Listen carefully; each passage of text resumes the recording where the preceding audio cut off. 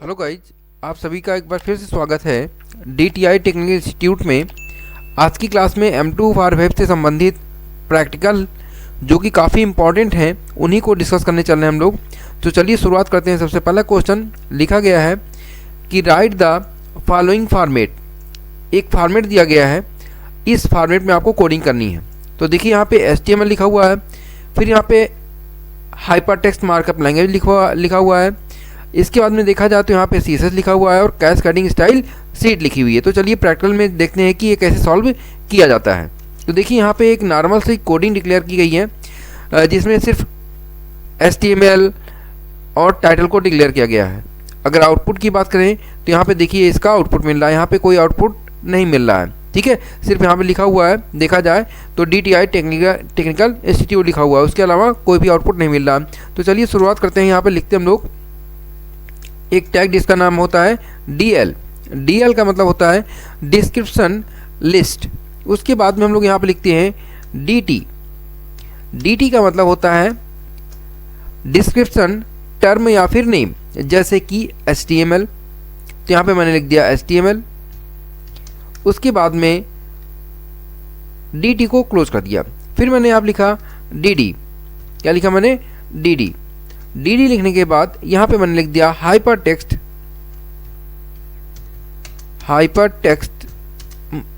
Markup language.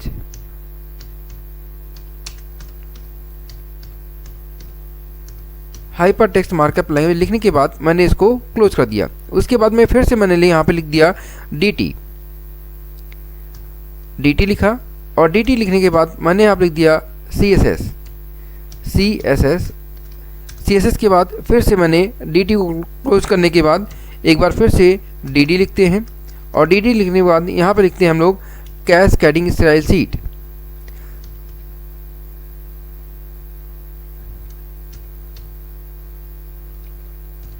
Cascading style seat. ठीक है, देखिए इतना करने के बाद मैंने यहाँ पे DL को क्लोज कर दिया और इसको सेव किया। जैसे ही सेव करते हैं हम लोग और यहाँ पे रिफ्रेश करते हैं तो देखिए यहाँ पे जिस तरह से हमें क्वेश्चन में इनपुट बताया गया था कि आपको इस तरह से करना है, सेम वही चीज़ें यहाँ पे आ गई। तो यहाँ पे देखिए HTML हाइपरटेक्स्ट मार्कअप लैंग्वेज लिखा हुआ है, CSS, उसके बाद में लिखा हुआ कैस्केडिंग स्टाइल सीट। ठीक है, तो ये देखिए जो लिखा हुआ है मैसेज, ये कैसे आता है, इसका मतलब क्या होता है समझ लीजिए। किसी भी चीज़ को अगर इस फॉर्मेट में लिखना होगा तो इसके लिए हम लोग DL का यूज करते हैं। DL का मतलब होता है डिस्क्रिप्शन लिस्ट, और DT का मतलब होता है डिस्क्रिप्शन आइटम या फिर उसका नेम। जैसे कोई भी चीज़ हेडिंग में लिखी जाती है, उसके अंदर में कुछ मैटर लिखा जाता है, तो उस कंडीशन में हम लोग यूज़ कर लेते हैं DT और DL का यूज कर लेते हैं। अगर इसी चीज़ को हम चेंज करना चाहें तो चेंज भी कर सकते हैं। जैसे मैं आपको दिखा रहा हूँ, अगर हम लोग यहाँ पे लिखते हैं, थोड़ा सा चेंज करके आपको दिखाते हैं। जैसे मान लीजिए यहाँ पे लिखा हुआ DT, और इसके बाद में मैंने यहाँ पे लिख दिया, फिर से अगेन लिख दिया DD। उसके बाद में मैंने यहाँ पे लिख दिया इज मार्कअप लैंग्वेज।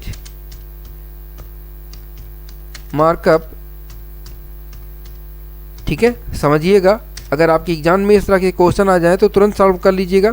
फिर मैंने DT को ऑन किया। DT को ऑन करने के बाद में मैंने लिख दिया पाइथन। फिर मैंने DT को बंद कर दिया और फिर मैंने DT को ऑन किया। DT को ऑन करने के बाद मैंने अब लिख दिया जावा। फिर से DT को क्लोज कर दिया और उसके बाद मैंने DD को ऑन किया। DD में मैंने लिखा R प्रोग्रामिंग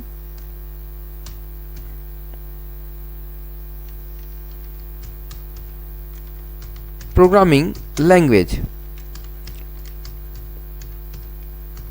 इतना लिखने के बाद मैंने DD को क्लोज कर दिया और इसके बाद सेव किया। सेव करने के बाद जब हम लोग यहाँ पे रिफ्रेश पे क्लिक करते हैं तो देखिए यहाँ पे ये एक प्रकार से हेडिंग हो गया जिसमें लिखा हुआ है मार्कअप लैंग्वेज। फिर यहाँ पे पाइथन और जावा एक प्रकार से हेडिंग हो गई और उसमें लिखा हुआ प्रोग्रामिंग लैंग्वेज। तो अगर इस तरह के क्वेश्चंस आपके एग्जामिनेशंस पे आते हैं तो बहुत आसानी इस तरीके से सॉल्व करिएगा और नंबर अचीव करिएगा। देखिए जो आपके एग्ज़ाम में क्वेश्चन आते हैं उनका सिलेक्शन भी आपके नंबर के ऊपर बहुत डिपेंड करता है कि कि आप किस नंबर को सिलेक्ट करते हो कि हमें कौन सा क्वेश्चंस करना है। ये जो दूसरा क्वेश्चन अभी हम लोगों ने सॉल्व किया था वो यही क्वेश्चन था। ठीक है, चलते हैं नेक्स्ट क्वेश्चन की तरफ। और नेक्स्ट क्वेश्चन में पूछा गया है, ये एक मैटर बनाया गया है। देखिए यहाँ पे लिखा हुआ क्रिएट फॉलोइंग, यहाँ पे एक मैटर बनाया गया हुआ है, इस मैटर को सेम एज कंप्लीट करना है। ठीक है, सेम एज बनाना है। तो देखिए यहाँ पे लिखा हुआ है, ये हाइलाइटर का यूज किया गया है, फिर यहाँ पे डिलीट है, लार्ज आइकन है, फिर स्मॉल साइज है। इसके बाद में देखिए यहाँ पे कुछ मैटर लिखा गया है और मैटर को कलर को एक बॉक्स में और फिर कलर 2 को एक बॉक्स में लिखा गया है। तो ये कैसे लिखते हैं हम लोग, चलिए शुरुआत करते हैं हम लोग। यहाँ पे इसको हटा देते हैं और यहाँ पे मैंने लिख दिया बॉडी, क्योंकि थोड़ा सा कलर किया गया था तो मैं कोई भी कलर दे देता हूँ। मैंने लिखा बॉडी, और बॉडी लिखने के बाद बीजी कलर, बीजी कलर के बाद मैंने कोई कलर दे दिया, और कलर देने के लिए हेक्सा का यूज कर लेते हैं। मैंने यहाँ लिख दिया ABCDES। ठीक है, मैंने कोडिंग कर दी है बैकग्राउंड कलर करने के लिए, और बॉडी को मैंने बंद कर दिया। इसके बाद में देखिए यहाँ पे लिखा था उस जगह पे कि क्रिएट फॉलोइंग, तो हमें भी उसी प्रकार से लिखना है। तो मैंने यहाँ पे हेडिंग में लिखा क्रिएट फॉलोइंग। इसके बाद हेडिंग को क्लोज कर दिया गया। फिर देखिए यहाँ पे पी ऑन किया गया, पैराग्राफ, यानी कि यहाँ पे लिखा गया दिस टेक्स्ट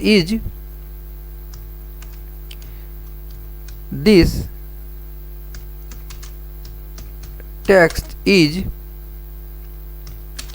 उसके बाद मैंने यहाँ पे एक टैग का यूज किया जिसका नाम होता है मार्क। क्या बोलते हैं, मार्क बोलते हैं। और मार्क के बाद मैंने लिख दिया हाईलाइट, MARK। ठीक है, मैंने क्या लिख दिया, हाईलाइट।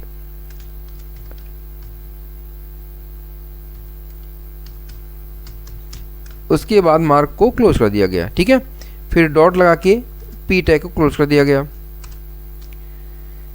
चलिए एक बार इसको चेक कर लेते हैं आउटपुट, कि आउटपुट ऐसा बन रहा है कि नहीं बन रहा है। देखिए ये क्वेश्चन है और इसके इस बगल में राइट क्लिक किया, रिफ्रेश किया, तो देखिए सेम वही चीज़ें बन गई। यहाँ पर लिखा हुआ है दिस टेक्स्ट इज हाईलाइट। ठीक है, सेम वही चीज़ें बन रही है, देखते हैं हम लोग। इसके बाद में यहाँ पे लिखा हुआ है दिस टेक्स्ट इज डिलीटेड, तो इस मैटर को लिखना है। यहाँ पे मैंने लिखा, फिर से पैराग्राफ ऑन किया, यहाँ पे लिखा दिस टेक्स्ट इज डिलीटेड। के लिए क्या करना पड़ेगा, डिलीटेड के लिए हमें यहाँ पे लिखना पड़ेगा डेल। तो डेल में मैंने क्या लिखा, डिलीटेड। डिलीटेड के बाद डेल टैग को मैंने क्लोज कर दिया। ठीक है, डॉट लगा के पी भी क्लोज कर दिया मैंने, और डेटा सेव कर दिया। इसके बाद फिर से मैंने ऑन किया पी टैग को। पी टैग को ऑन करने के बाद हमने अब लिखा this text is big. Big का मतलब क्या होगा, बड़ा हो जाएगा। ठीक है, अभी लिख लें, कोडिंग कर लेते हैं, फिर समझते हैं हम लोग। लार्ज साइज,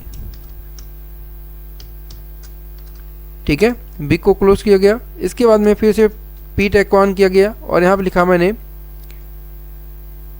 बिग को क्लोज करने के बाद में पी को भी क्लोज कर दिया जाए। फिर यहाँ पे लिखा गया पी टैग, और यहाँ पे लिखा गया this text is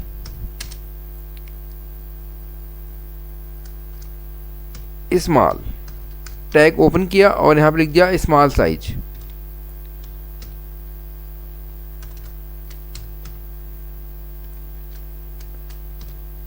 small size, ठीक है। इसके बाद पी टैग को क्लोज कर दिया गया। इसको करने के बाद इसको सेव किया और थोड़ा सा आउटपुट की तरफ चलते हैं और देखते हैं कि आउटपुट में क्या दिखाई दे रहा। देखिए सेम वही चीज़ें बन रही हैं हम लोगों की।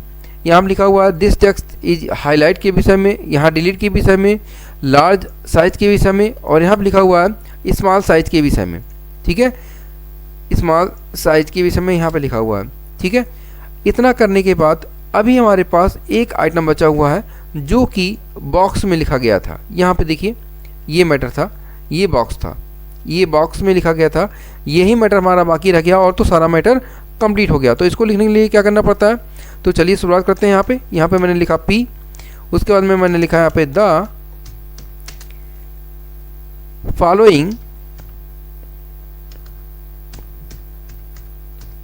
Following colour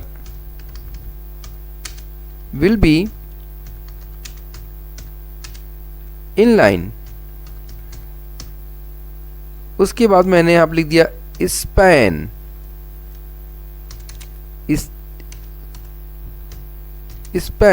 style is equal to, और यहाँ पे लिख दिया border 1 pixel solid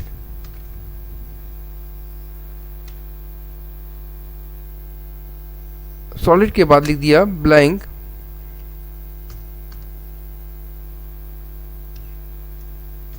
solid black, और यहाँ पे लिख दिया मैंने, इसको करने के बाद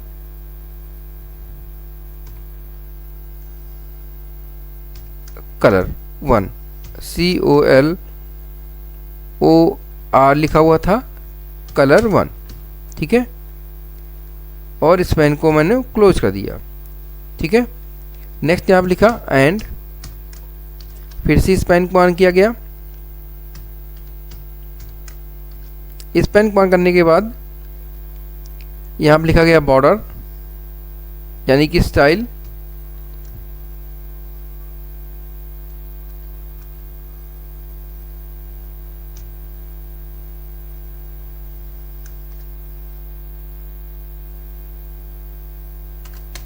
style is equal to border, और बॉर्डर के बाद यहाँ पे देते हैं हम लोग 1 पिक्सल सॉलिड ब्लैक,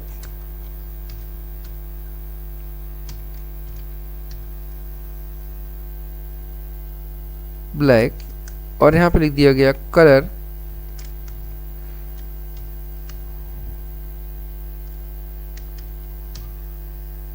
कलर 2।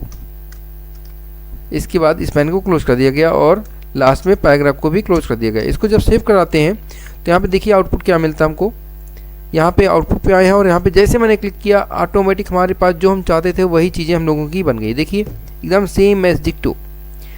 यहाँ पे देखिए ये हमारा हाईलाइट कलर के विषय में बताया गया था, पूछा गया था, डिलीट के लिए था, लार्ज साइज के लिए, स्मॉल साइज के लिए, और यहाँ पे एक बॉक्स में था। तो ये जो बॉक्स हम लोगों ने बनाया हुआ है, ये बॉक्स बनाने के लिए हम लोगों ने इस पेन टैग का यूज़ किया गया है। तो चलिए समझते हैं। ये तो आपको शायद समझ में आ गया होगा। हेडिंग के लिए है, पैराग्राफ के लिए, किसी भी चीज़ को हाईलाइट करने के लिए मार्क का यूज करते हैं, किसी भी चीज़ को डेल करने के लिए यानी कि डिलीट करने के लिए हम लोग डेल टैग का यूज करते हैं, किसी भी फॉन्ट की साइज़ को इंक्रीज करने के लिए बिग टैग का यूज करते हैं, और डिक्रीज करने के लिए स्मॉल साइज का यूज करते हैं। देखिए यहाँ पे इस पेन की स्टाइल दी गई है जिसमें बॉर्डर 1 किया गया है और सॉलिड ब्लैक कलर का। इसी प्रकार से दूसरे इस पेन में हम लोगों ने बॉर्डर जो दिया है वो भी 1 पिक्सल है और ब्लैक कलर में दिया गया है। तो सेम एज हम लोगों का जो आउटपुट क्वेश्चन में था वो चीज़ें क्या हो गई, फुलफिल हो गई, कंप्लीट हो गई। आते हैं नेक्स्ट क्वेश्चन की तरफ।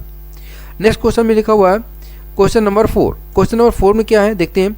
देखिए ये तो बड़ा ही अच्छा क्वेश्चन दिया गया है और इस तरह के क्वेश्चंस हमेशा एग्जामिनेशन में आते हैं। लिखा हुआ क्रिएट द फॉलोइंग स्टेटमेंट। यहाँ पे 50 में लिखा हुआ कॉफ़ी, फिर 51 पे टी और 52 पे मिल्क लिखा हुआ है। उसके बाद में L पे लिखा हुआ कॉफ़ी, L1 पे लिखा हुआ टी, L2 पे लिखा हुआ मिल्क। ये कैसे बनाना होगा, थोड़ा सा क्रिटिकल तो दिखाई दे रहा है लेकिन बहुत ईजी तरीके से बनाया जाएगा। समझते हैं कि कैसे बनाया जाएगा। चलते हैं हम लोग अपनी कोडिंग विंडो में और यहाँ पे हम लोगों ने सब कुछ हटा दिया, नॉर्मल चीज़ें रखते हैं। यहाँ पे मैंने लिखा पहले स्टेटमेंट हेडिंग के रूप में क्रिएट द फॉलोइंग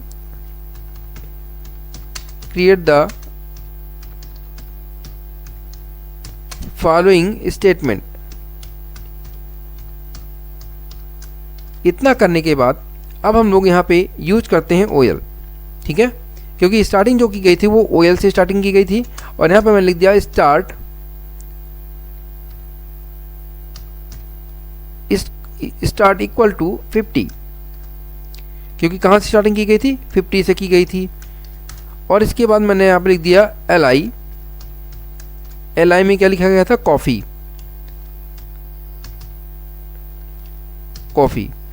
देन मैंने फिर से यहाँ पे लिख दिया LI, और LI के बाद मैंने अब लिख दिया T।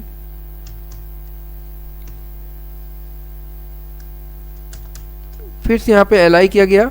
LI को क्लोज करने की ज़रूरत नहीं होती है, चाहे तो आप उसको क्लोज करिए और चाहे तो उसको आप क्लोज ना करें, कोई ज़रूरत नहीं है। LI लिखने के बाद मैंने यहाँ पे लिख दिया T, ठीक है। फिर से यहाँ पे लिखा LI, और LI के बाद यहाँ पे लिख दिया गया मिल्क, ठीक है। एक बार इसको सेव करते हैं। सेव करने के बाद में इसका आउटपुट देखते हैं, रिजल्ट देखते हैं।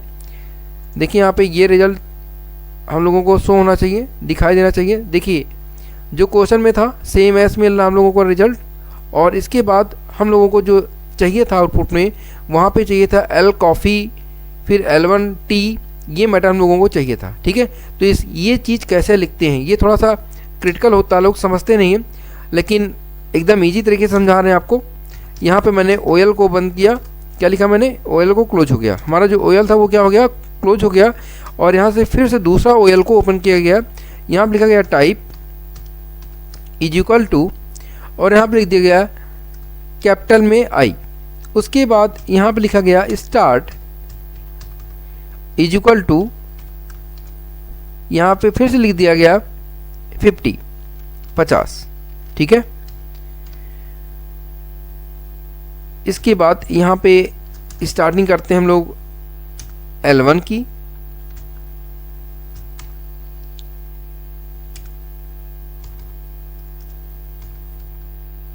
यहाँ पे मैंने लिखा L1, और L1 में लिख दिया गया कॉफ़ी।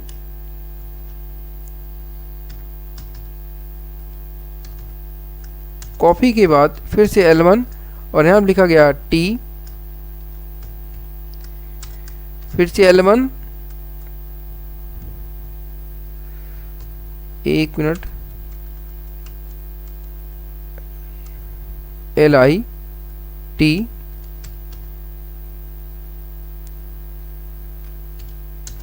फिर से LI, और LI के बाद यहाँ पर लिख दिया गया मिल्क। मिल्क के बाद यहाँ पे OL को क्लोज कर दिया गया, ठीक है। OL को हम लोगों ने क्लोज कर दिया। फिर इसको सेव किया, और सेव करने के बाद में जब यहाँ पे हम लोग रिफ्रेश करने चल रहे हैं तो देखिए हमें क्या मिल रहा है। देखिए सेम वही चीज़ हम लोगों को मिली, यही चीज़ हम लोगों से क्वेश्चन में दिया भी गया था और यही चीज़ें आ भी गई। लिखा था L1 L2। तो अगर इस तरह के क्वेश्चन हम लोगों के एग्जामिनेशन में आए तो इजी तरीके से, आसानी तरीके से आप लोग एकदम अच्छे से कंप्लीट कर लीजिएगा, ठीक है। चलिए नेक्स्ट प्रैक्टिकल की तरफ चलते हैं हम लोग। नेक्स्ट प्रैक्टिकल में क्या बताया गया था, देखिए नेक्स्ट प्रैक्टिकल जो है उसमें क्वेश्चन में दिया गया है क्वेश्चन नंबर 5। क्वेश्चन नंबर 5 में लिखा हो गया है, ये तो नॉर्मल होता है, इसे तो हम लोग आसानी से शायद कर भी लेंगे, कोई इसमें ज़्यादा दिक्कत नहीं होती है, क्योंकि इसमें ये अनऑर्डर लिस्ट के विषय में बताया गया है और ये ऑर्डर लिस्ट के विषय में बताया गया है, ठीक है। तो इसको आसानी से सॉल्व कर लीजिएगा आप लोग, ज़्यादा इसमें दिक्कत नहीं होती है। फिर भी चलिए एक बार देख लेते हैं इसमें नई चीज़ें क्या हो सकती हैं, आप लोगों को बताने के लिए बताने की कोशिश करते हैं। यहाँ पे नई भी चीज़ें बता दी जाती हैं। यहाँ पे मैंने लिखा हेडिंग 1, और हेडिंग 1 में लिखा गया एन अनऑर्डर लिस्ट।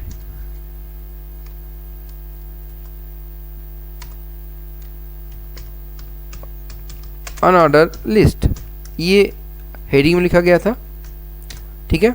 इसके बाद हम लोग यूज करते हैं यहाँ पे यूएल को, क्या यूज करते हैं, यूएल, यानी कि अनऑर्डर लिस्ट LI। LI में लिखा मैंने वही चीज़, सेम चीज़ें थी, कॉफ़ी, अगेन LI। LI का मतलब होता है लिस्ट आइटम, फिर से लिखा गया T, और फिर से LI,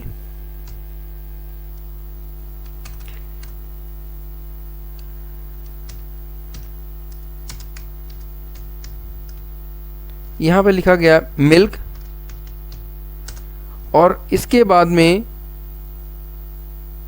यूएल को क्लोज कर दिया गया। एल बंद हो जा रहा है, इसको यूएल को क्लोज कर दीजिए।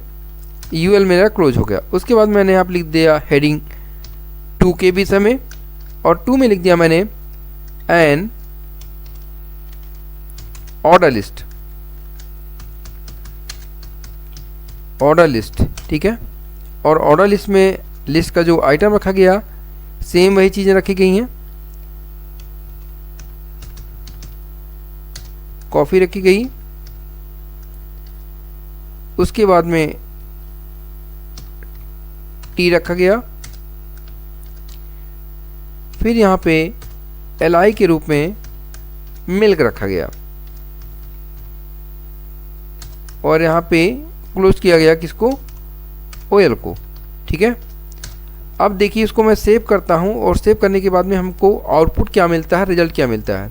तो देखिए यहाँ पे ऑर्डर लिस्ट में भी थोड़ी सी मिस्टेक हुई है, यहाँ पे 1 2 नहीं आया है, ठीक है। 1 2 क्यों नहीं आया ये देखिएगा, क्योंकि यहाँ पे हम लोगों ने ओएल तो लिखा ही नहीं है, ओएल को क्लोज तो कर दिया है, यहाँ पे ओएल लिखा ही नहीं गया है। तो ओएल लिखते हैं हम लोग और इसको सेव करते हैं। पहले यहाँ पे नहीं, यहाँ पे लिखा जाएगा ओएल, हेडिंग के बाद ओएल लिखा गया, ठीक है। इसको सेव करते हैं। सेव करने के बाद जैसे यहाँ पे रिफ्रेश करेंगे ऑटोमेटिक यहाँ पे 1 2 3 कॉफ़ी वगैरह आ जाएगा। लेकिन कभी कभी देखिए हम चेंजेस करने चल रहे हैं, यहाँ पे अगर कभी भी सर्किल मांग रहा होगा तब क्या करेंगे आप, ये समय प्रेजेंट टाइम में डिस्क के रूप में है, अगर ये सर्किल मांगेगा तब क्या करेंगे आप, तो यहाँ पे हम लोगों को लगाना पड़ता है टैग यूएल के अंदर टाइप इज इक्वल टू, यहाँ पे लिखना पड़ता है सर्कल। यहाँ पे मैंने लिख दिया सर्कल और इसको सेव कर दिया। यहाँ पे अगर हम लोग ओएल में भी चाहें तो यहाँ पे टाइप कर सकते हैं, और टाइप के बाद में कैपिटल में ए लिख दिया मैंने, इसको सेव किया। और सेव करने के बाद जब यहाँ पे आप रिफ्रेश करेंगे तो देखिए इसका रूप बदला हुआ है, ठीक है, लेकिन सर्कल का रूप सेम है। यहाँ पे देखिए ABCD आ गया है, यहाँ पे सर्कल की स्पेलिंग में कुछ मिस्टेक हुआ है, इसलिए यहाँ पे ये नहीं है। देखिए सर्कल में नहीं, टाइप की स्पेलिंग में मिस्टेक हुआ, यहाँ पे टाइप की स्पेलिंग होनी चाहिए, P होना चाहिए था, यहाँ पर O हो गया है, इसको सेव किया गया। जैसे आप सेव करेंगे और रिफ्रेश करेंगे तो देखिए यहाँ पे सर्कल बन गया। तो इस प्रकार से अगर सर्कल के रूप में दिया गया होगा ऑर्डर लिस्ट या अनऑर्डर लिस्ट तो इसको आसानी से सॉल्व कर लीजिएगा। या फिर अगर आप यहाँ पे टाइप में कुछ भी करना चाहें, जैसे मैंने रोमन अंक यूज़ किया है यानी कि स्मॉल आई, तो जो आपका ऑर्डर लिस्ट होगा वो स्मॉल आई में कन्वर्ट हो जाएगा, यानी कि रोमन अंक में कन्वर्ट हो जाएगा। इस प्रकार से आप यहाँ पे अगर ऑन ऑर्डर की बात करें तो यहाँ पे डिस्क स्क्वायर या फिर स्क्वायर का भी यूज कर सकते हैं। मैं स्क्वायर का यूज करके आपको दिखा रहा हूँ, ठीक है। स्क्वायर यूज किया गया और इसको सेव करते हैं तो देखिए यहाँ पे क्या डिफरेंस आता है। देखिए ये जो डॉटेड थे ये स्क्वायर में आ गए, ठीक है। तो इस प्रकार से इसको हम लोग बोलते हैं बुलेट एंड नंबरिंग। चलिए नेक्स्ट प्रैक्टिकल की तरफ चलते हैं हम लोग। नेक्स्ट प्रैक्टिकल में हम लोगों से पूछा गया है, यहाँ पे क्वेश्चन बड़ा उल्टा है। क्वेश्चन नंबर 6, यहाँ पे पहले 4 नंबर पे लिखा हुआ कैट, 3 नंबर पे लिखा हुआ डॉग, और 2 पे एलिफेंट, और 1 पे लिखा हुआ फिश। ये तो रिवर्स मॉडल में रखा गया है, इसमें कुछ भी नहीं करना है, कभी भी घबराइएगा नहीं। क्वेश्चन जब भी आए तो क्वेश्चन को कभी भी घबरा के मत यूज करिएगा कि बहुत बड़ा क्वेश्चन आ गया कैसे, ये तो मुझे पता ही नहीं है। तो इसके लिए आप अपने माइंड पे प्रेशर देंगे तो ऑटोमेटिक आपको क्वेश्चन का आंसर मिलना शुरू हो जाएगा 1 बाई 1। यहाँ पे लिखना है आपको रिवर्स, REVERSED, ठीक है। जैसे इतना लिखेंगे आप, और इतना लिखने के बाद में यहाँ पे जो भी लिस्ट आइटम हो, जैसे मैंने यहाँ लिख दिया कैट, फिर यहाँ पे लिखा गया लिस्ट आइटम, लिस्ट आइटम में लिख दिया गया डॉग, फिर यहाँ पे लिस्ट आइटम में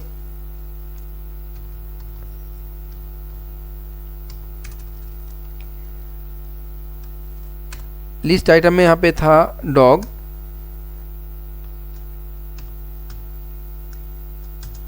डॉग के बाद लिस्ट आइटम, और यहाँ पे लिख दिया गया मैंने एलिफेंट, अगेन लिस्ट आइटम, और लिस्ट आइटम में लिखा गया फिश। ठीक है, बस OL को क्लोज कर दीजिए, आपका प्रोग्राम ऑटोमेटिक बन गया। यहाँ पे चलते हम लोग आउटपुट की तरफ, रिफ्रेश किया तो देखिए 4, 3, 2 एंड 1। तो अगर इस तरह के क्वेश्चन भी आपकी एग्जामिनेशन में आते हैं तो जरूर इसको सॉल्व करने की कोशिश करिएगा और सॉल्व करिएगा। चलते हम लोग नेक्स्ट क्वेश्चन की तरफ। नेक्स्ट क्वेश्चन में पूछा गया है कि write a program, check, click a button and print welcome message. एक बटन बनाइए, उस बटन पे जब आप क्लिक करिए तो आपको एक वेलकम मैसेज मिल जाए। काफ़ी इंपॉर्टेंट क्वेश्चंस है, इसको आसानी से सॉल्व करते हैं हम लोग। तो यहाँ पे OL से मैं मिटा दे रहा हूँ, और मिटाने के बाद यहाँ पे एक टैग बनाते हैं जिसका नाम होता है स्टाइल। स्टाइल टैग यूज कर रहे हैं, और स्टाइल नहीं, स्क्रिप्ट यूज करना चाहिए, क्योंकि जावा स्क्रिप्ट नहीं CSS है। स्क्रिप्ट टैग के बाद यहाँ पे लिखा गया फंक्शन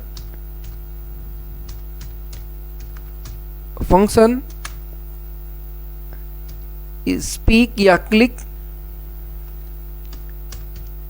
मैंने स्पीक नाम से बनाया, यहाँ पे आप कोई भी नाम दे सकते हैं अपने अकॉर्डिंग से, वो आप कुछ भी सेट कर सकते हैं। और यहाँ पे लिखा गया अलर्ट में ब्रैकेट में मैंने जो मैसेज देना था वो मैसेज आप दे सकते हैं। मैंने आप लिख दिया वेलकम टू DTI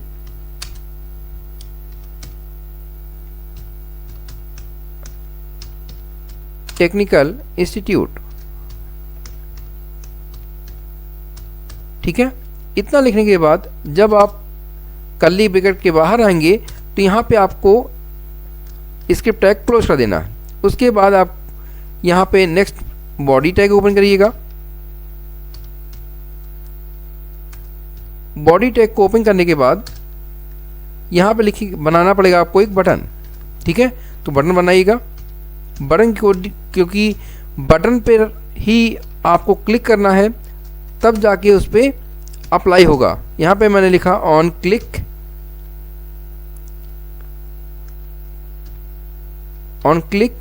क्लिक के बाद यहाँ पे आपने जो नाम यहाँ पे दिया था उसी नाम को यहाँ पे दे देना है।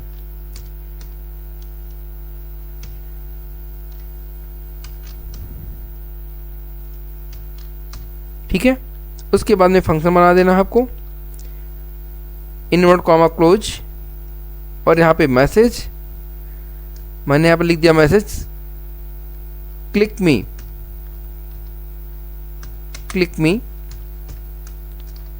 और बटन को क्लोज कर दिया गया। फिर देन बॉडी को क्लोज किया गया और सेव कराया गया। जैसे ही यहाँ पे रिफ्रेश करते हैं हम लोग, देखिए यहाँ पे एक बटन बन गई और बटन में लिखा हुआ है क्लिक मी।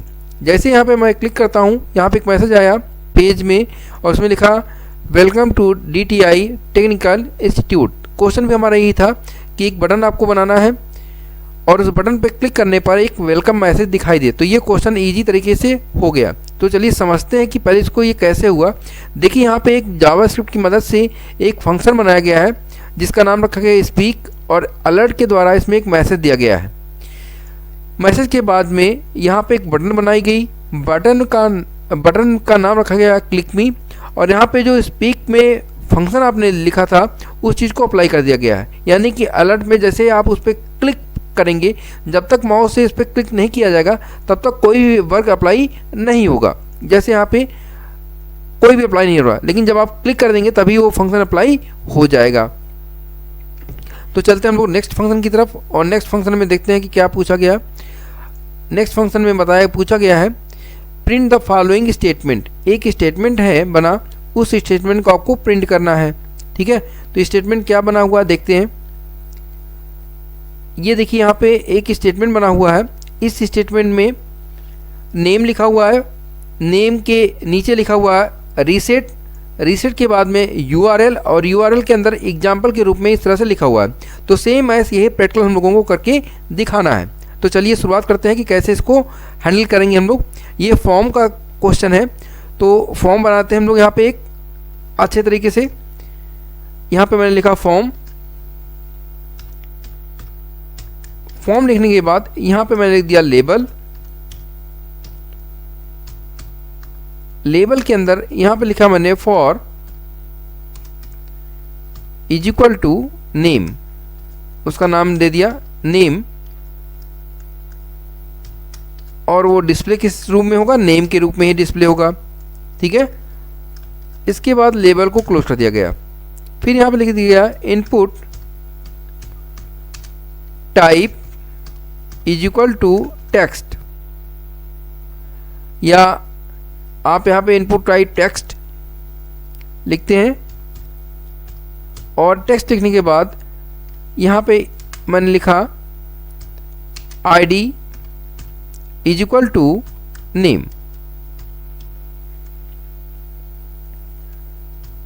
ठीक है, इतना करने के बाद इसको क्लोज कर दिया गया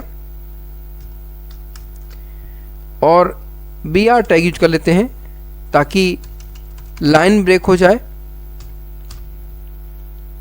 BR टैग यूज कर लिया गया। इसको सेव करते हैं हम लोग, और सेव करने के बाद चलते हैं आउटपुट की तरफ, देखते हैं कि क्या रिजल्ट मिल रहा है। जैसे इस पर आप क्लिक करेंगे, देखिए यहाँ पे एक बटन बन गई जिसमें लिखा हुआ है नेम। ठीक है, देखिए यहाँ पे एक बटन बनी हुई है और वहाँ पे नेम लिखा हुआ है। थोड़ा सा साइज बढ़ा कर दे रहे थे आपको दिखने के लिए। यहाँ पे आप कोई नाम लिख सकते हैं। इसके बाद और आगे हम लोगों को बनाना था, तो यहाँ पे लिखते हैं हम लोग input type equal to is equal to reset लिखा गया, और रीसेट के बाद लिखा गया वैल्यू इक्वल टू रीसेट।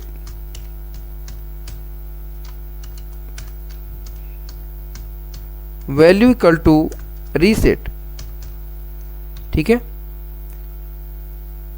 और इसके बाद क्लोज कर दिया गया। फिर फॉर्म टैग को भी क्लोज कर देते हैं हम लोग, और यहाँ पे एक नया लेबल लेते हैं।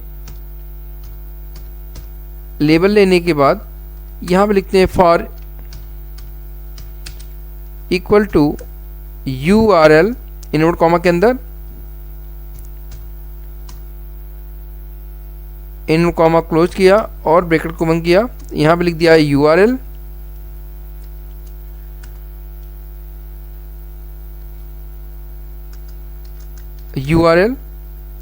और इसके बाद लेबल टैग को क्लोज कर दिया गया। ठीक है, एंड लास्ट एकदम सेकंड पोजीशन पर लोग पहुंच चुके हैं, एकदम फिनिश पोजीशन पर। Input type equal to URL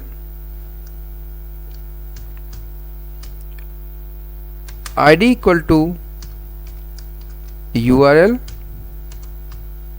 और इसके बाद यहाँ पर लिखा गया प्लेस होल्डर लिखना है, उसको भी लिख देते हैं हम लोग। Placeholder is equal to invert comma के अंदर। ठीक है, क्या लिखना था, http:/example.com। ठीक है, उसके बाद में इसका दे देते हैं pattern is equal to http://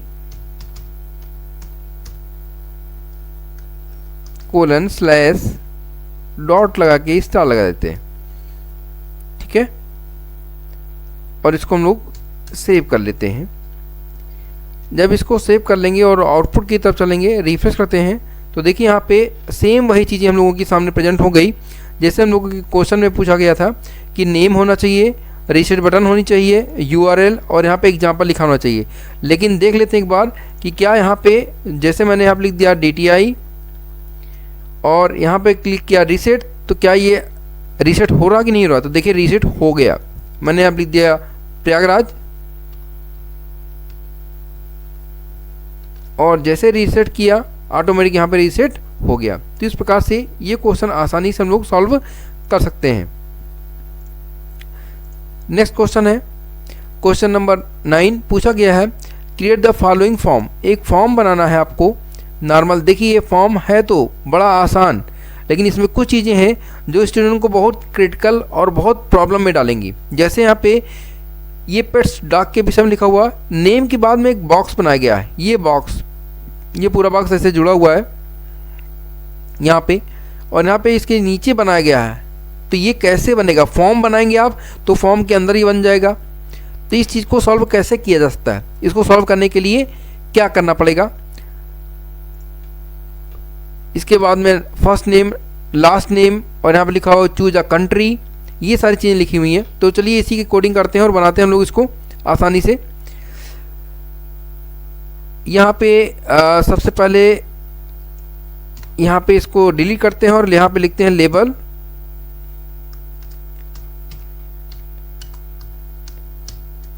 label लिखा, और लेबल लिखने के बाद लिखा for is equal to पिट्स।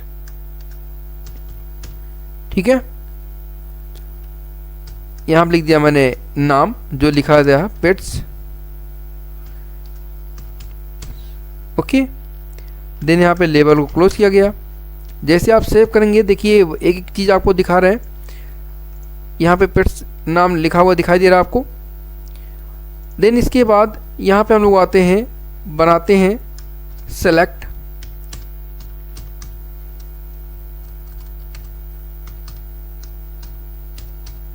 Select ID is equal to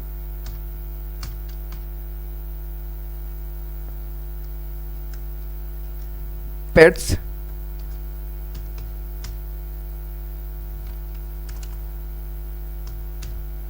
pets, और इसके बाद यहाँ पे कोई भी ऑप्शन दे देते हैं 2-3 जिससे दिक्कत ना हो।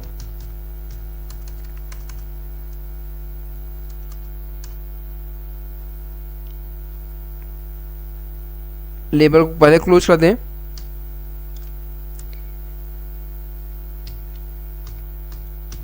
लेबल क्लोज हो गया हम लोगों का, और यहाँ पे चलते हम लोग देते हैं कुछ ऑप्शंस जो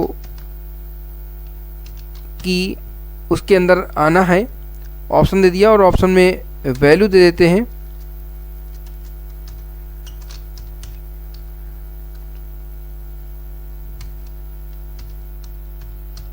value equal to dog, dog, और यहाँ भी लिख देते हैं डॉग। ठीक है, इसी प्रकार से इसको मैंने कॉपी किया और पेस्ट कर दिया। डॉग की जगह पे कैट कर दीजिए और यहाँ भी कैट कर दीजिए। इसको सेव करते हैं, आउटपुट की तरफ चलते हैं। तो देखिए यहाँ पे लिस्ट हमारी बन गई, 2 लिस्ट आ गई हमारे पास। अब नेक्स्ट प्रैक्टिकल में यूज करते हैं जिसका काफ़ी अहम रोल होगा। पहले यहाँ पे सिलेक्ट को क्लोज कर लेते हैं और सिलेक्ट को क्लोज करने के बाद बनाते हैं फॉर्म,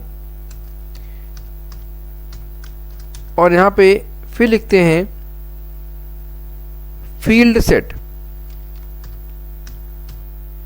फील्ड सेट। ठीक है, और फील्ड सेट के बाद यहाँ पे हम लोग लिखते हैं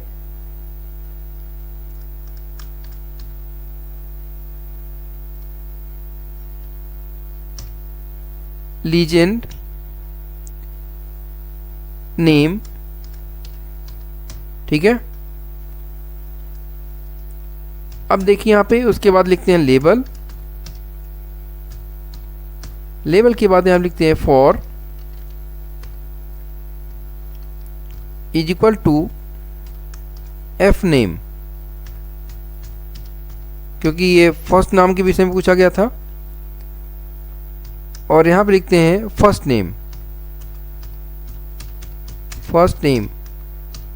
फर्स्ट नेम करने के बाद इसको लेबल को मैंने क्लोज किया और एक BR टैग लगा देते हैं ताकि लाइन क्या हो जाए, ब्रेक हो जाए। और फिर से दूसरा लिखते हैं हम लोग लेबल सॉरी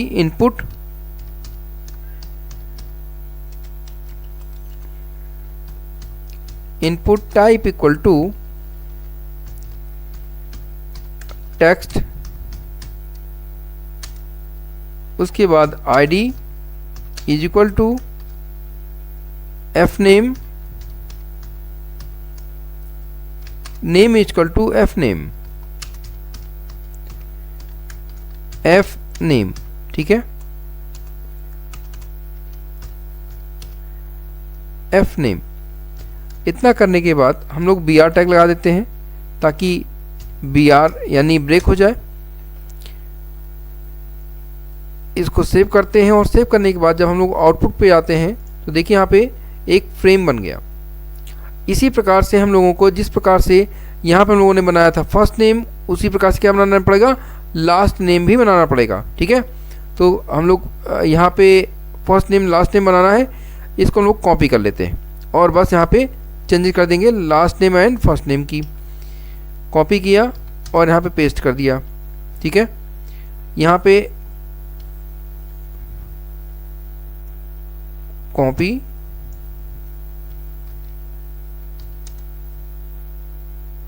एंड पेस्ट, बस यहाँ पे फर्स्ट नेम की जगह पे कर देते हैं लास्ट नेम। लास्ट नेम जहाँ पे एफ है बस वहाँ पे लास्ट नेम कर रहे हैं बस, ताकि डिस्प्ले में आ जाए, जल्दी हो जाए हम लोगों का काम, ज़्यादा समय ना लगे। रिफ्रेश करते हैं तो देखिए यहाँ पे फर्स्ट नेम भी आ गया और लास्ट नेम भी आ गया। यहाँ पे लास्ट कर देते हैं लास्ट नेम बस, ठीक है। चलिए ये तो हम लोगों का डायग्राम बन गया। एक बार देख लेते हैं कि क्वेश्चन में और क्या था। फर्स्ट नेम था, लास्ट नेम था और यहाँ पे लिखा था चूज अ कंट्री। तो कंट्री को चूज करने के लिए यहाँ पे हमें फिर से ऑप्शन बनाना पड़ेगा। यहाँ पे ऑप्शन बनाते हैं, यहाँ पे फ्रेम सेट क्लोज है, फील्ड सेट क्लोज है और उसके बाद में फ्रेम फॉर्म को भी क्लोज कर देते हैं हम लोग। फॉर्म भी क्लोज हो गया और यहाँ पे बनाते हैं दूसरा लेबल। लेबल में लिखा मैंने for is equal to country.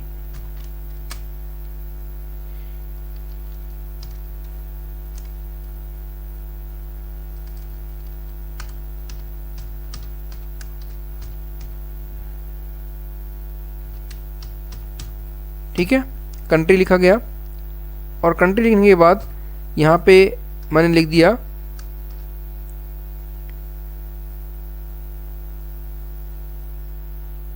यहाँ पे स्पेस नहीं दिया गया भाई, बस ओके। और यहाँ पे लिखते हैं हम लोग कंट्री, सेलेक्ट एनी कंट्री,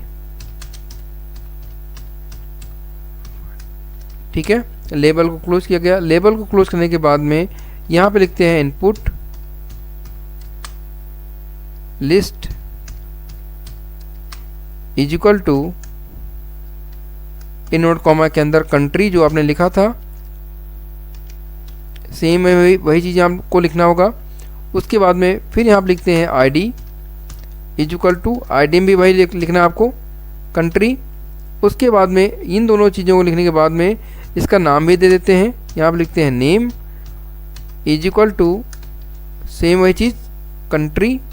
ये चीज़ें मैंने दे दी और इसको देने के बाद इसको बंद करते हैं हम लोग और यहाँ पे लिखते हैं डेटा लिस्ट। डेटा लिस्ट के बाद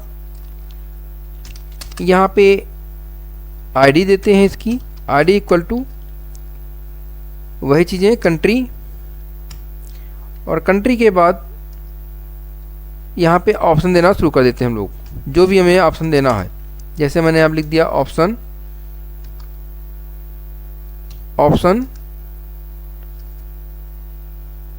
में मैंने लिख दिया यहाँ पे वैल्यू इक्वल टू कोई भी नाम लिख देते हैं हम लोग, नेपाल लिखते हैं।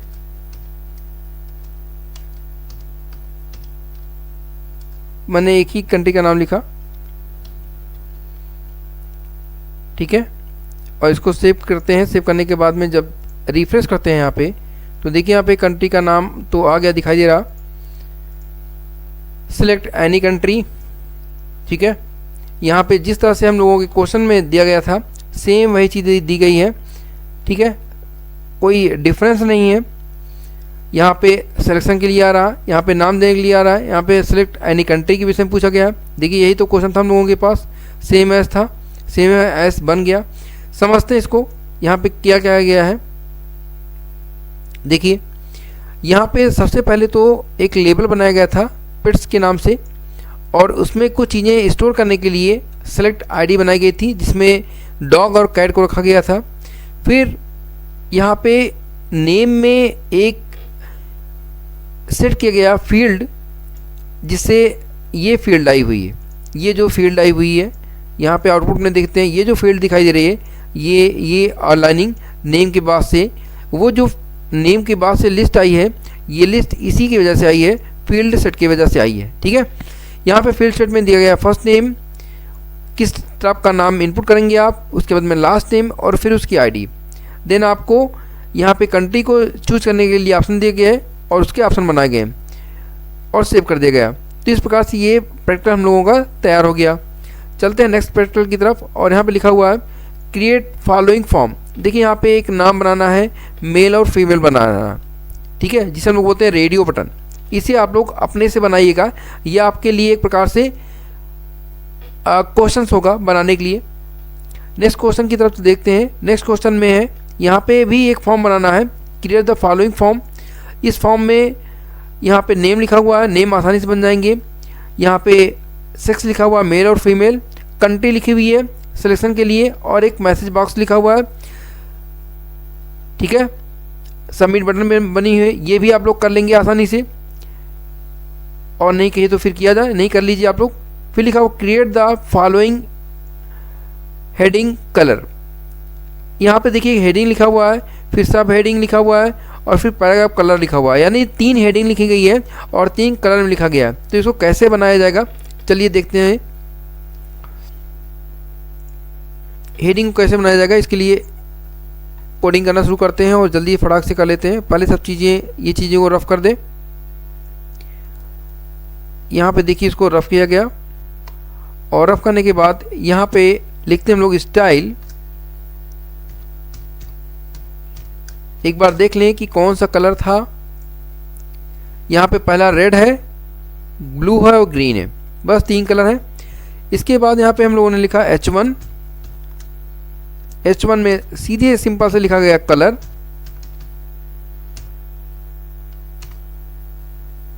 Colour red. ठीक है, और कुछ नहीं करना आपको, ज़्यादा इसमें परेशान होने की दिक्कत नहीं है, आसानी से करते हम लोग। H2, और यहाँ पर लिखा फिर से वही चीज़ कलर, और इस कलर में लिखा ब्लू, क्योंकि इसमें ब्लू में पूछा गया था। फिर नेक्स्ट हम लोगों ने दे दिया ब्लू, दे देते हैं। फिर यहाँ पे देते हैं हम लोग नेक्स्ट चीज़ें, S3 दे देते हैं, S3, और यहाँ पे लिखा गया कलर, कलर में दिया जाता है यहाँ पे ग्रीन, या लाइम कर देते हैं हम लोग। ठीक है, और इतना करने के बाद में बस यहाँ पे लिखते हैं हम लोग H1। H1 में मैंने लिख दिया हेडिंग,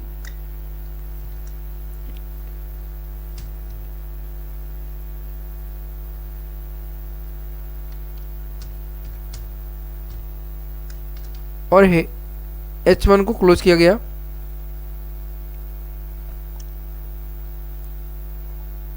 देखिए यहाँ पे एक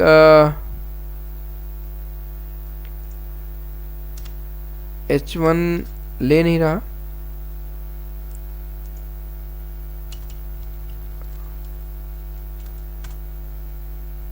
ठीक है, H1। नेक्स्ट यहाँ पे लिखते हैं हम लोग H1,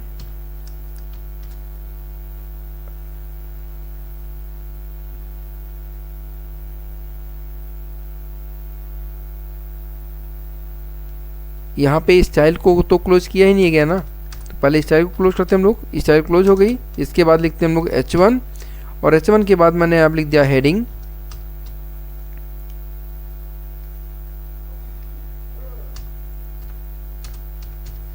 हेडिंग के बाद H1 को क्लोज कर दिया गया।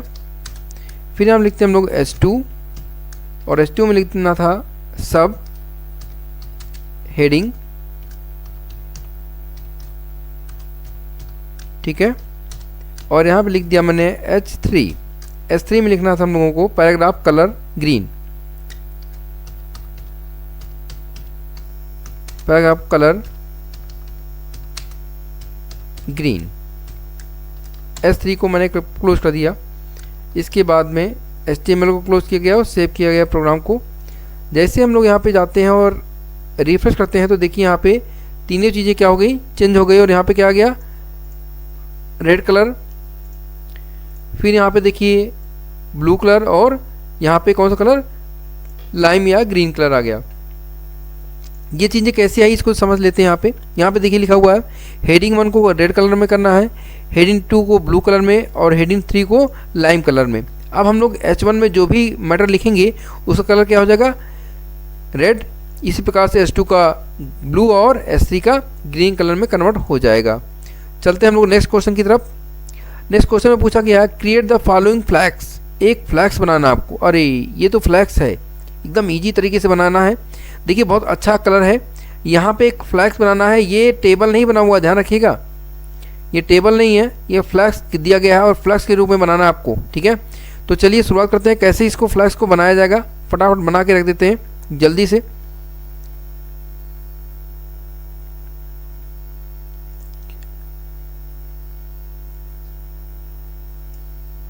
यहाँ पे हम लोगों ने कोडिंग करना शुरू किया और यहाँ पे सबसे पहले लिखते हैं डिव टैग, क्योंकि डिवीजन में बनाना है। यहाँ पे डिव टैग लिखा, डिव में क्लास लिखा, क्लास इक्वल टू बॉक्स, ठीक है।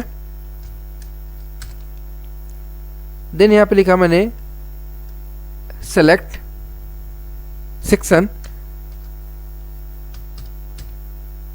सेक्शन के अंदर लिखा गया class is equal to yellow, yellow कर दिया गया, ठीक है। उसके बाद सेक्शन को क्लोज कर दिया गया। फिर से यहाँ पे लिखा गया नेक्स्ट, सेक्शन क्लोज करने के बाद यहाँ पे लिखा गया ए साइड, ए साइड, और ए साइड की क्लास की गई ब्लू, ठीक है। ये साइड की क्लास हो गई। देन यहाँ पे हम लोगों ने क्लोज कर दिया डिव टैग को। डिव टैग को क्लोज करने के बाद, डिव टैग को क्लोज करने के बाद यहाँ से यूज किया गया स्टाइल टैग,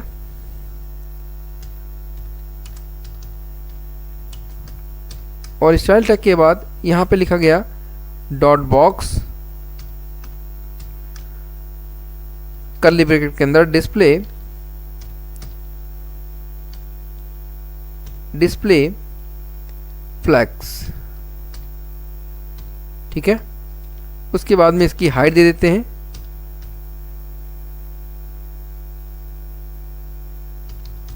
हाइट दे दी गई, कितनी दे देते हैं 500 पिक्सल। आप अपने से सेट कर सकते हैं क्वेश्चन के अकॉर्डिंग। और यहाँ पे फिर से यूज किया डॉट ब्लू, डॉट ब्लू के बाद यहाँ से कर्ली ब्रैकेट ओपन किया गया और कर्ली ब्रैकेट में यहाँ लिखा गया विड्थ, विड्थ 65%। देन यहाँ पे लिखा गया हाइट, हाइट दी गई 200 पिक्सल। उसके बाद यहाँ पे लिखा गया बैकग्राउंड,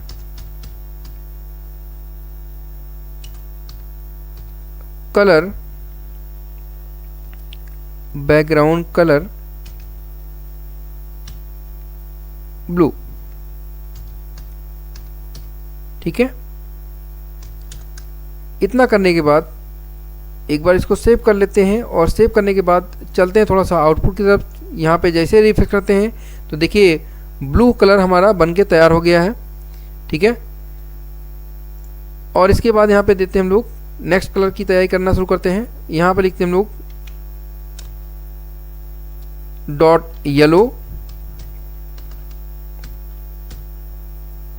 येलो के लिए देते हैं और यहाँ पे लिख दिया विड्थ दिया मैंने यहाँ पे 35%। इसके बाद हाइट देते हैं, हाइट दिया गया 200 पिक्सल। उसके बाद यहाँ पे देते हैं बैकग्राउंड कलर,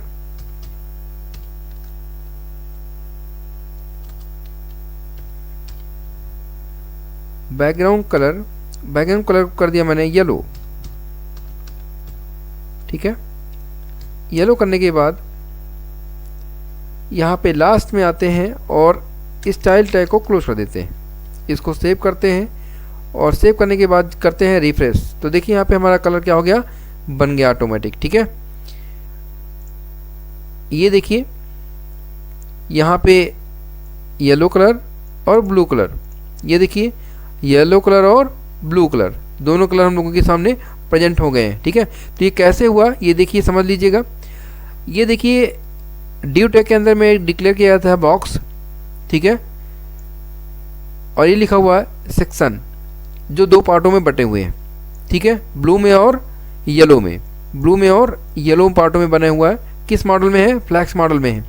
तो ब्लू की जो विड्थ दी गई है वो 65% और येलो की जो विड्थ दी गई है वो कितनी है, 35%। बस इतना ही किया गया था और हमारा प्रोग्राम बन के रेडी हो गया। चलते हैं नेक्स्ट प्रोग्राम की तरफ। नेक्स्ट प्रोग्राम में काफ़ी अच्छा क्वेश्चन दिया गया है।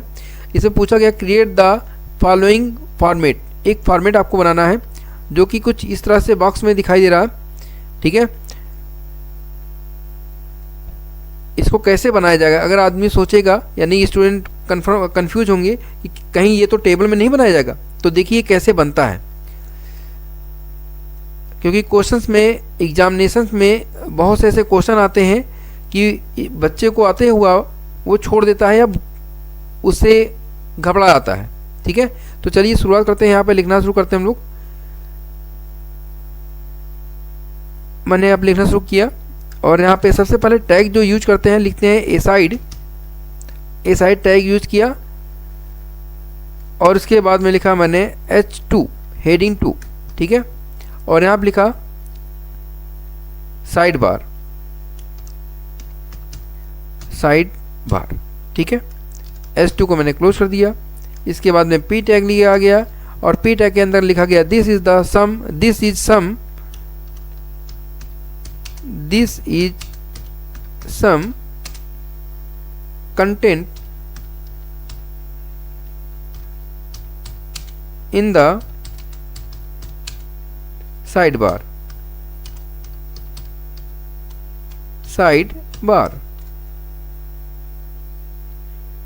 इसके बाद P टैग को क्लोज कर दिया गया, ठीक है। फिर ए साइड टैग को भी क्लोज कर दिया गया। इसको क्लोज करने के बाद यहाँ पे हम लोग लिखते हैं मेन के बाद यहाँ पे लिखते हैं हम लोग H1 और H1 के बाद लिखते हैं मेन कंटेंट।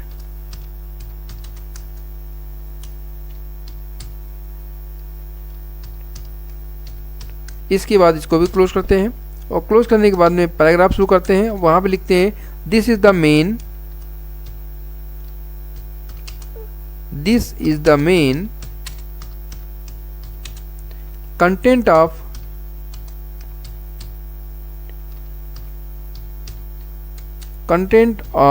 The page. ये हमारा P टैग कंप्लीट हो गया और मेन भी हमारा कंप्लीट हो गया। उसके बाद में हम लोग यहाँ पे स्टार्ट करते हैं स्टाइल टैग ओपन करने के बाद यहाँ पे लिखते हैं हम लोग मेन का जो एरिया होता है उसको डिक्लेयर करते हैं पैडिंग के रूप में। पैडिंग यहाँ पे कितना देते हैं हम लोग उसको 20 पिक्सल, 20 पिक्सल। इसके बाद मार्जिन सेट करते हैं, इसकी मार्जिन करते हैं 10 पिक्सल।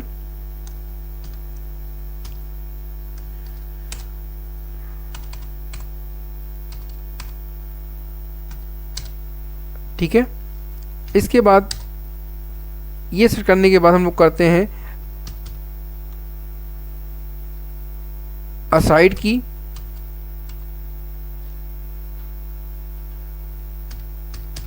और यहाँ पे देते हैं विड्थ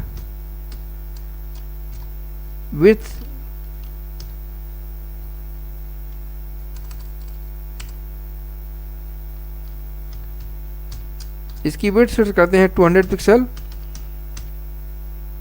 उसके बाद बॉर्डर देते हैं 1 पिक्सल, ज़्यादा मोटा बॉर्डर नहीं देते हैं। सॉलिड ब्लैक, उसके बाद देते हैं पैडिंग में लिख देते हैं 10 पिक्सल। दे देते हैं मार्जिन में भी लिखते हैं 10 पिक्सल। 10 पिक्सल के बाद लिखते हैं फ्लोट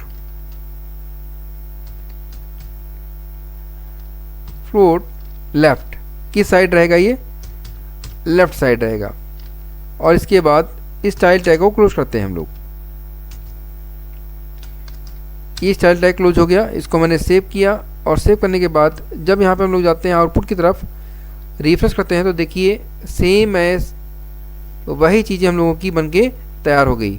देखिए यही तो मैं बनाना था ना, साइड बार, इसको साइड बार कर दिया जाएगा।